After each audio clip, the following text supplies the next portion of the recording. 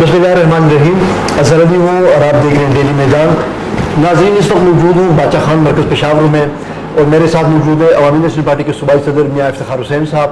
ان سے آج ہم عوامی نیشنل پارٹی کی تاریخی جدوجہد کے حوالے سے اور موجودہ جو تنظیمی معاملات ہیں پارٹی کی جو صورتحال اس حوالے سے مختصر گفتگو کرتے ہیں. تھینک یو سر, آپ نے ٹائم دیا ہمیں. میاں صاحب, عوامی نیشنل پارٹی خیبر پختونخوا کے پاکستان کی جو سب سے جو قدیم تاریخ رکھنے والی سیاسی جماعت ہے, 100 سال سے زیادہ ان کی سیاسی ایک جدوجہد ہے. خدائی خدمتگار تحریک سے لے کر نیب سے ہوتے ہوئے جو آج کی جو عوامی نیشنل پارٹی ہے, ایک طویل جدوجہد کے بعد بھی آج کیا آپ کیا سمجھتے ہیں کہ آپ کی جماعت جو مشن, جو پیغام پختونوں میں اور بالخصوص اور عام پاکستانیوں میں بالعموم دینا چاہتے تھے, اس میں کامیاب رہی ہے یا این پی کی اس پیغام کو روکنے کی کوشش کی جا رہی ہے؟ ایسا ہے کہ ہماری عقل و دانش میں ہماری تنظیمی ڈھانچہ بہت مضبوط ہے, اور بڑی شروع سے آپ نے جس طریقے سے تمہید باندھی 100 سال قبل, یعنی 105-110 سال کو قریب ہونے جا رہے ہیں, تو ہمارا ایک تنظیمی تجربہ بھی ہے. اور شروع دن سے ہم یعنی اسٹیبلشمنٹ اور کچھ قوتیں ہماری اس پارٹی کو ختم کرنا چاہتے تھے, ہماری تنظیم کو ختم کرنا چاہتے تھے. یہ تو ہمارے اکابرین اور ہماری تنظیم تھی جو ان حالات کا مقابلہ کیا, ورنہ بہت بڑی بڑی پارٹیاں انگریز کے دور میں انگریز کا ساتھ دیتے تو وہ زندہ تھے, جو مقابلے میں کھڑی ہوتی تو وہ پھر ملیا میٹ ہو جاتے تھے. لیکن خدائی خدمتگار تنظیم بڑے آب و تاب سے زندہ رہی, اور ہم اگر کانگریس کے ساتھ بھی تھے تب بھی خدائی خدمتگار تنظیم تھی, اور آج بھی خدائی خدمتگار تنظیم ہے, اور اس کی حوالے سے ہم پارٹیاں اور تنظیم بناتے اور چلے آتے, یعنی آج تک ہماری وہی تنظیم چل رہی ہے. اس کے لیے ہمیں بہت سارے طریقہ کار اپنانے پڑے, اور اس طریقے سے کہ آپ کو میں باچا خان کی ایک مثال دوں کہ تنظیم اعتبار سے ان دنوں میں تو یہ نیٹ نہیں تھا, خبر پہنچانے کا ذریعہ نہیں تھا, سرکاری ذرائع بھی یعنی ایک ریڈیو اور وہی تھی, یعنی ٹی وی بھی نہیں تھا. تو سرکار تو اپنا بات پہنچا سکتے تھے, لیکن ان کے مخالفین کی کوئی بات بھی کسی اور تک نہیں پہنچ سکتی تھی. باچا خان نے اس کے لیے طریقہ کار اپنایا, اور وہ طریقہ کار یہ تھا کہ ایک تو یعنی خدائی خدمتگاروں کا اس نے مخصوص ایک گروپ بنایا. وہ بندے جو کہ بول بھی سکتے تھے, ایکسپلین بھی کر سکتے تھے, یعنی ان کی ادائیگی میں ایک کمال ہوا کرتا تھا, اور بات کو سمجھتے بھی تھے. تو باچا خان جب اپنے فیصلے کر لیتے اور وقت کی ضرورت کے مطابق ان کو یہ ضرورت پڑتی کہ اب یہ خبر ساری یعنی پختونخوا میں یا تمام قوم تک پہنچے, تو پھر وہی یعنی وہی پالیسی وہی بات اس ٹیم کے حوالے کر دیتے تھے. اور ان سے یہ کہتے کہ 1 مہینے میں تم سارے صوبے میں اور پاکستان میں اس کو پھیلاؤ گے. تو ان کے چونکہ ان کا ایک غلام احمد ہمارے ایک تھے, ہم سرخ داڑھی والے, اور وہ اکبر پورا کے تھے, تو وہ ہمارے وقت میں بھی آخر دم میں ہم نے ان کو دیکھا تھا. تو انہوں نے خود بھی ہمیں یہ بیان کیا.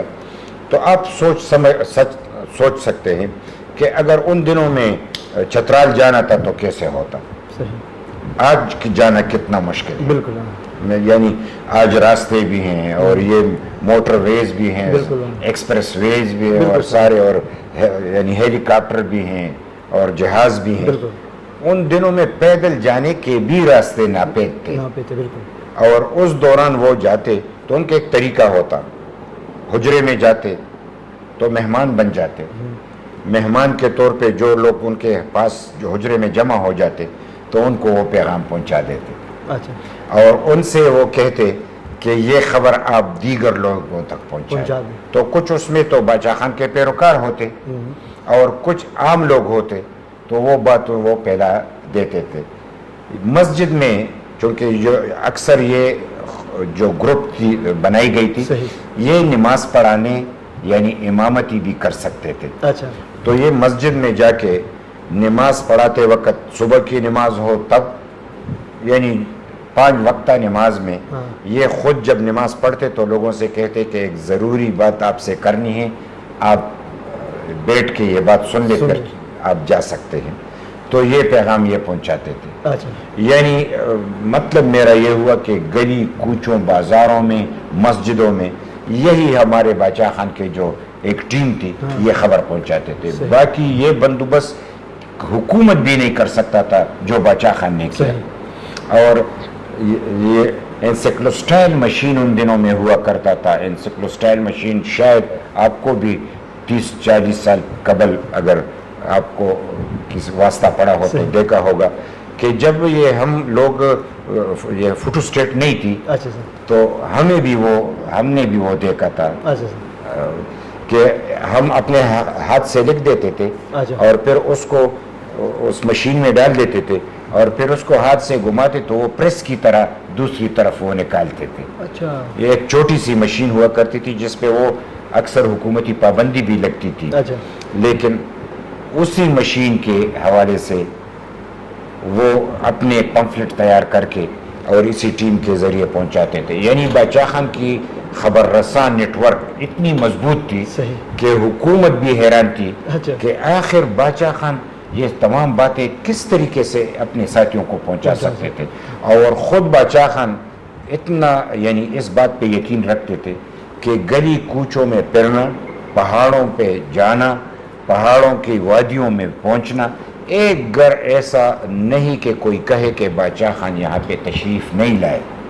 تو یہ ایک تنظیمی طریقہ کار تھا. پھر اس تنظیمی طریقہ کار کے لیے باچا خان نے مرکز بنائے. یعنی جس چیز کا مرکز نہ ہو تو وہ پھیلانا بڑا مشکل ہے، ان کو اکٹھا کرنا بھی بڑا مشکل ہے. تو ہماری ایک یعنی مرکز تھی، مرکز عالیہ، وہ عثمانزئی میں تھی، 400 عثمانزئی میں.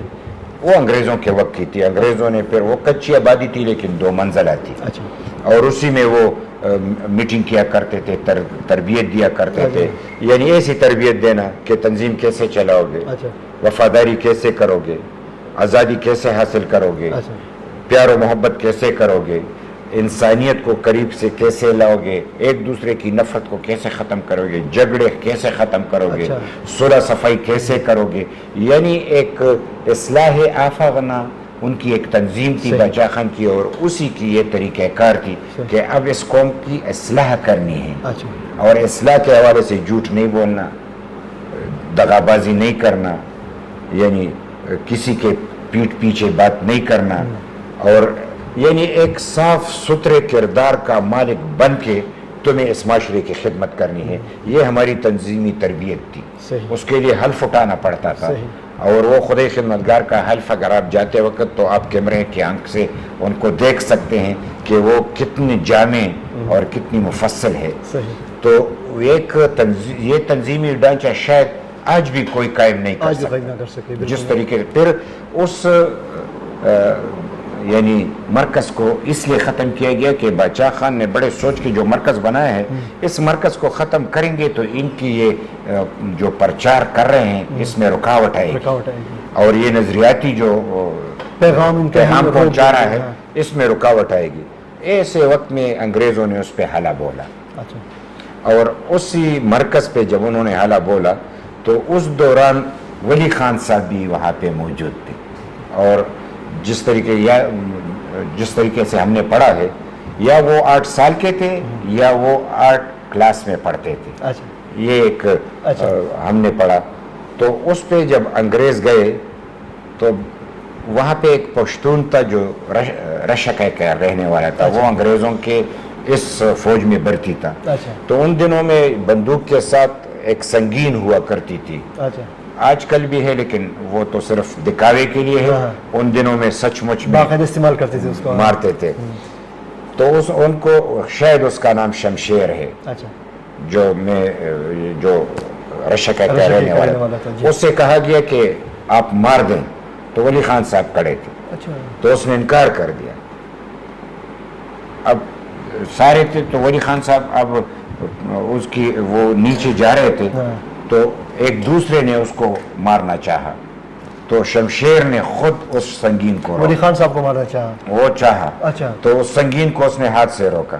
تو ولی خان صاحب اپنے کتاب میں لکھتے ہیں کہ مجھے آواز سنائی دی کہ یعنی گوشت काटी गई है, यानी उसकी वो जो संगीन निकाली गई, तो मैंने जब पीछे मुड़ के देखा तो शमशेर था, उसके हाथ से खून बह रहा था, और उसने मुझे धक्का दिया और ये सारे कि आप नीचे जाएं, और उस तरीके से फिर वली खान साहब भी नीचे।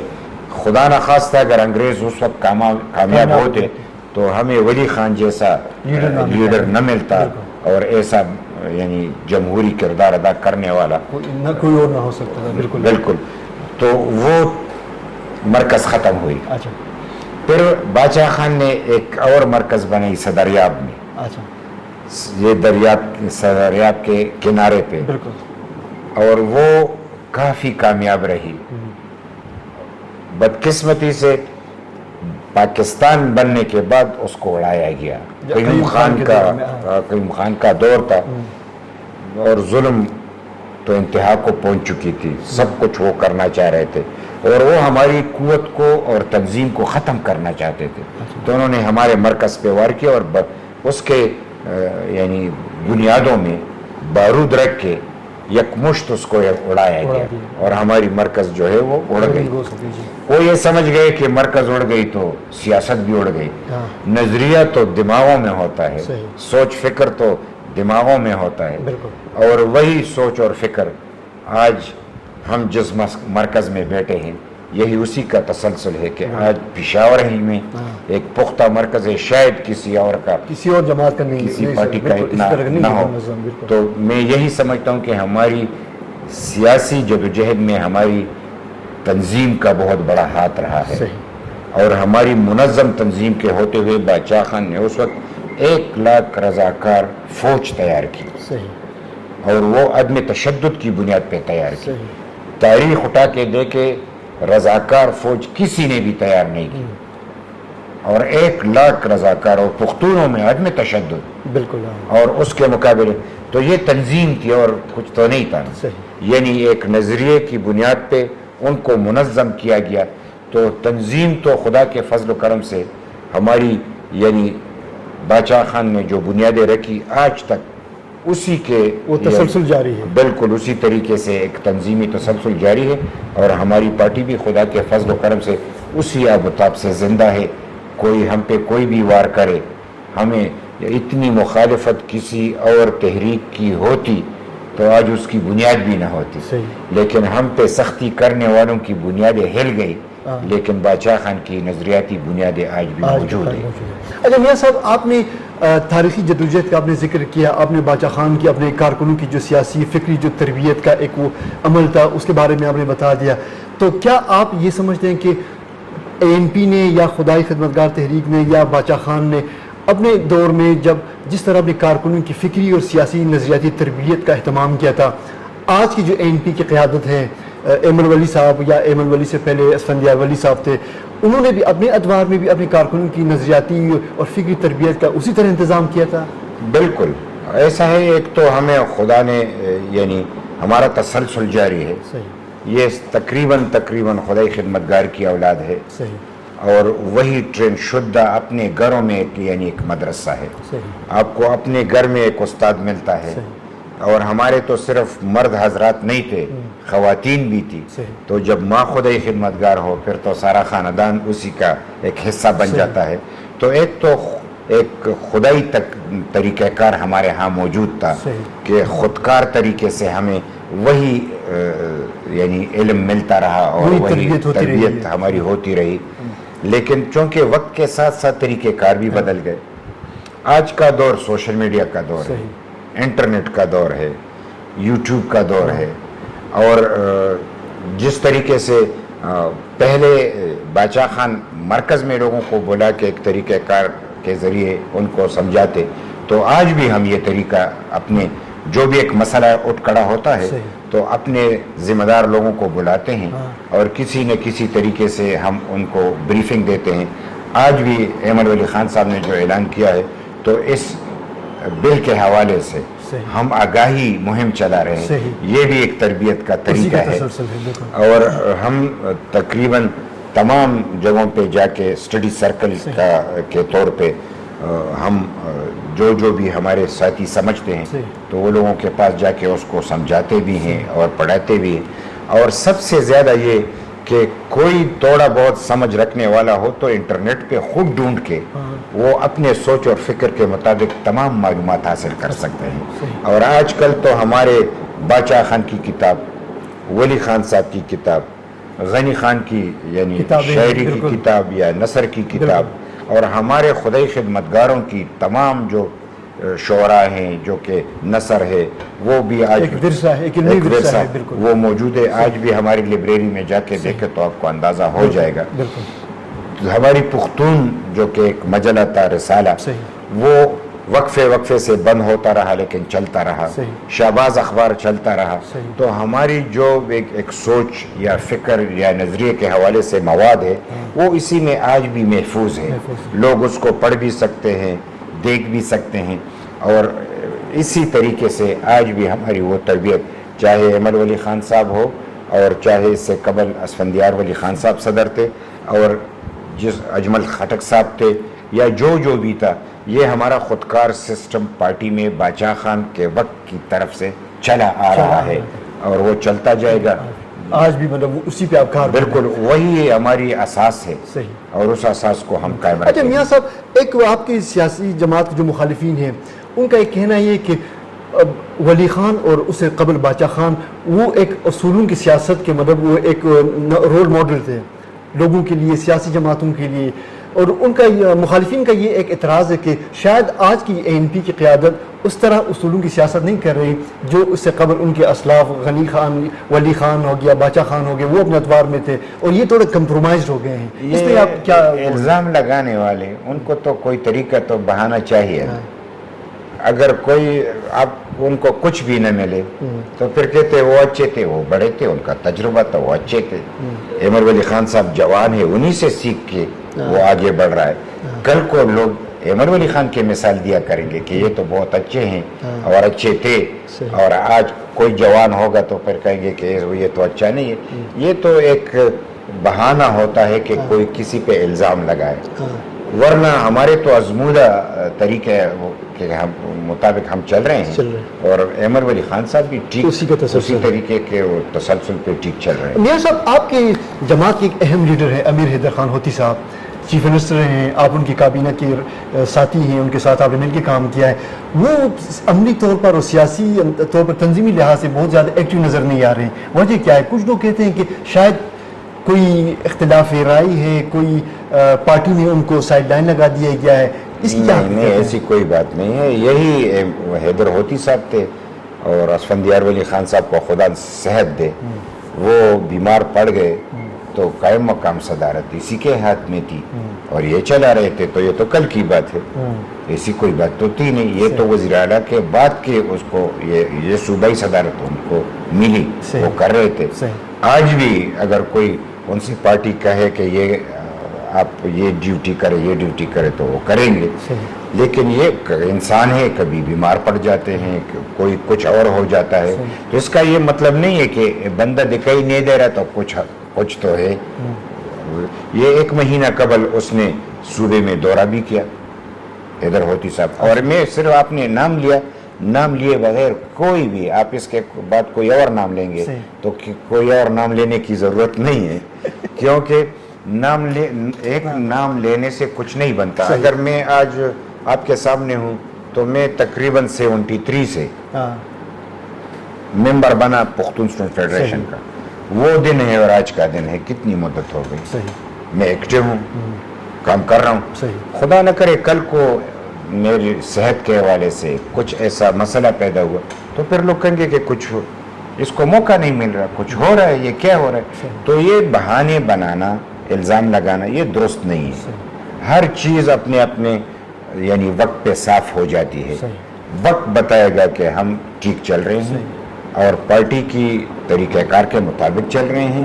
اور تمام ساتھی, کبھی کسی کو ایک وقت موقع ملے گا, کسی کو دوسرے وقت موقع ملے گا, کسی کو 2 بار موقع ملے گا, کسی کو 3 بار ملے گا. کوئی ایسے بھی تو ہے نا, میں 3 سال یعنی ممبر رہا پختون اسٹوڈنٹ فیڈریشن کا, تو میں اس پہ مشہور تھا کہ میاں صاحب نعرے بہت خوب لگاتے ہیں اور یعنی کریٹنگ بہت اچھے کرتے ہیں, جلسے کو گرما دیتے ہیں. تو ہمارے لیڈر تقریر کرتے تھے, ہم جلسے کو گرما دیتے تھے. تو کردار تو اب ورکر کی حیثیت سے بھی ہونی چاہیے, لیڈر کی حیثیت سے بھی ہونی چاہیے. بنیادی طور پہ کریکٹر ہوتا ہے, کردار ہوتا ہے. کردار سٹرانگ ہو اور کردار ہی آپ کی تحفظ کرتا ہے. یہ ہمارا نظریہ ہے, یہ ہماری پارٹی ہے, یہ ہماری سوچ ہے. کبھی کسی کو اچھی لگتی ہے, کبھی کسی کو بری لگتی ہے, لیکن ہم اپنے طور پہ ٹھیک جا رہے ہیں, ٹھیک سمجھ جا رہے ہیں, اور انسان ہیں. اگر کوئی ایسی بات ہو بھی جائے تو درست کرنے کے لیے ہمارے پاس اپنے ادارے ہیں. ہم اداروں میں بیٹھ کے اسی کو اس پہ غور کر کے اسی کے روشنی میں ایک اپنا راستہ نکال دیتے ہیں. میاں صاحب 2024 کے الیکشن سے MP کو بطور جماعت کتنی مایوسی ہوئی؟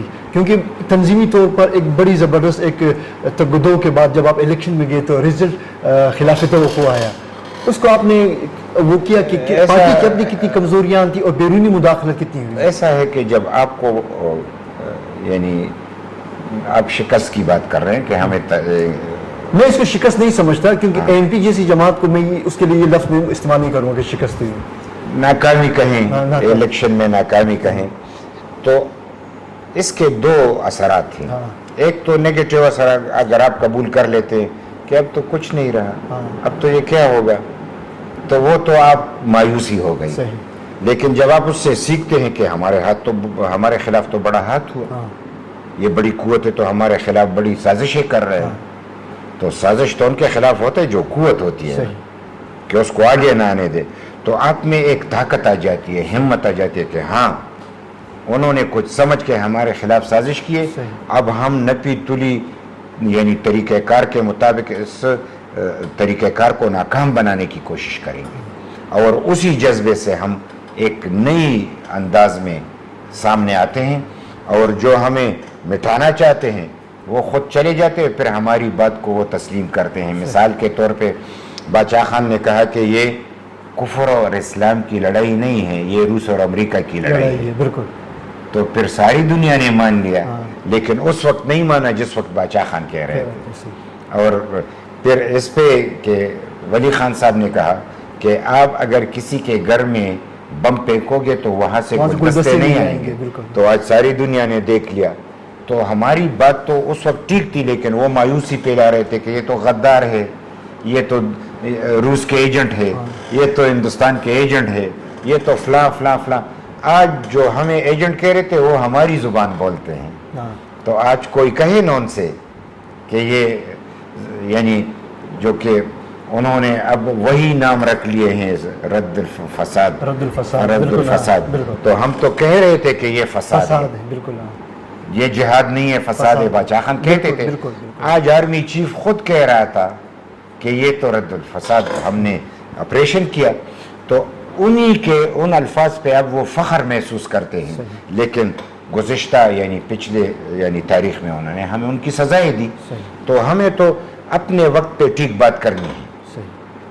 یہ دیکھ کے کہ کوئی ہمیں برا کہے گا, یہ دیکھ کے کہ ہمیں کوئی یعنی کہے کہ آپ نے یہ بات کیوں کہی, ہمیں تو تاریخ کے سامنے جواب دیں.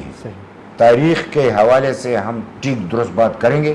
حکمران مانے, اگر بادشاہ خان کی بات مانی جاتی تو آج یہ صورتحال نہ ہوتی, ولی خان صاحب کی بات مانی جاتی تو یہ صورتحال نہ ہوتی. تو اگر ہماری باتوں کو انہوں نے نہیں مانا اور نقصان اٹھایا تو اس کا مطلب ہے کہ ہم سچے تھے. تو ہماری قبلہ درست تھا, اور خدا کے فضل و کرم سے آج بھی درست ہے. یعنی بادشاہ خان کے وقت درست تھا, وقت نے ثابت کیا. ولی خان صاحب کے وقت درست تھا, وقت نے ثابت کیا. اسفندیار ولی خان صاحب کے وقت درست تھا, وقت نے ثابت کیا. ایمر ولی خان صاحب کے وقت میں جو کچھ ہو رہا ہے انشاءاللہ یہ وقت ثابت کرے گا کہ یہ بھی درست تھا اور درست ہے. میاں صاحب آخری سوال میرا, عوامی نیشنل پارٹی بطور سیاسی جماعت اور پختونوں کی ایک نمائندہ جماعت ہے, آپ کی کیا تیاریاں ہیں اگر مستقبل میں جب بھی الیکشن ہوتے ہیں, یہ خیبر پختونخوا کی عوام آپ اعتماد کا اظہار کرتے ہیں, تو آپ کے پاس کوئی ایسی پلاننگ ہے جو پچھلے 10-15 سال سے صوبے میں جو کچھ ہو رہا ہے, جو جس تنزلی کا شکار ہے, اس تنزلی سے, اس مایوسی سے پختون قوم کو نکالنے کے لیے آپ کے پاس کوئی روڈ میپ ہے, کوئی تیاری ہے آپ کی؟ ایک تو یہ کہ جو لوگ سمجھتے ہیں کہ آپ کے پاس کوئی قوت ہوگی تو یہ رک جائیں گے, تو وہ تو تشدد ہوا, دہشت گردی ہوا, تو ہم کرتے نہیں. انہوں نے ہمیں یعنی ایسی قوت سمجھی ہے کہ شاید ان کو اگر آپ سزا بھی دے تو یہ کچھ نہیں کر سکیں گے، لیکن جو کچھ ہم کرنے جا رہے ہیں ان کو سمجھ نہیں آ رہی. جو شعور پھیلائی گئی ہے یا جو شعور ہم پھیلا رہے ہیں، جس طریقے سے ہم قوم کو سمجھا رہے ہیں، ایک وقت آئے گا کہ یہ عدم تشدد کی مزاحمت اتنی بڑھے گی کہ پھر لوگ ہاتھوں میں ہتھیار، ان کے لوگوں کے ہتھیار ہوں گے، لیکن ہمارے مقابلے میں ان کے حوصلے پست ہوں گے. یعنی عوامی قوت کے سامنے پھر کوئی ٹک نہیں سکتا. ہم عوامی قوت پہ یقین رکھتے ہیں، وقت آئے گا یہ عارضی شکستیں، یہ عارضی ہمارے خلاف یعنی اگر یہ رکاوٹیں کھڑی کرتے ہیں، یہ عارضی ہے. تاریخ یعنی قوموں کی تاریخ جب بنتی ہے تو یہ 100 سال 2 سال اس میں کوئی معنی نہیں رکھتی، ہزاروں سالوں کی بات ہوتی ہے. ہماری یہ جدوجہد جاری ہے اور ہمارا یقین ہے کہ انشاءاللہ تعالی عدم تشدد کی مزاحمت کی بنیاد پہ قوم میں اتنا شعور اجاگر ہوگا کہ یہاں پہ قوم کی یعنی ایک پاسون جس کو ہم کہتے ہیں کہ قوم نکل آئی، قوم ایک بات کرے گی، پھر اس کے جواب میں کوئی کڑا نہیں ہو سکتا. اور یہ اگر ان کے یہ غلط طریقہ کار جاری رہیں گے تو اس کی ریئیکشن میں قوم کو ضرور اٹھنا ہوگا اور اس کو رکنا ہوگا. تو ہم اس کے لیے میدان میں ہیں، ہم بالکل عوام کی طرف جا رہے ہیں، اس کی نشاندہی بھی کر رہے ہیں.